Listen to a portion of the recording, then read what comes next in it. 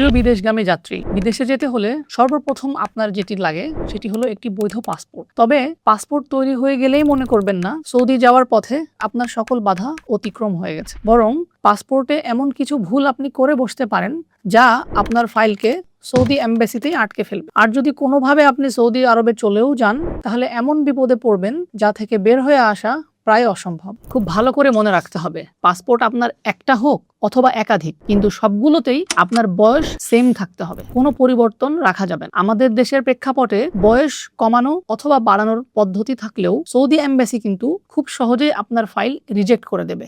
আর সবচেয়ে ভয়ঙ্কর কথা হলো, যদি কোনোভাবে এই ভুল তথ্যের উপর আপনার ভিসা অথবা ম্যান পাওয়ার হয়ে যায় এবং পরবর্তীতে আপনার প্রসেসিং এজেন্সিকে কোনো সমস্যায় পড়তে হয় অথবা জরিমানা গুনতে হয়, তাহলে তারা আপনাকে দায়ী করবে। এক্ষেত্রে দেশে বা প্রবাসে আপনাকে পড়তে হবে সীমাহীন ভোগান্তিতে। হতে পারে আপনার প্রসেসিং মাঝপথেই বন্ধ হয়ে যাবে, তখন টাকা সেটিও আর ফেরত পাবেন না।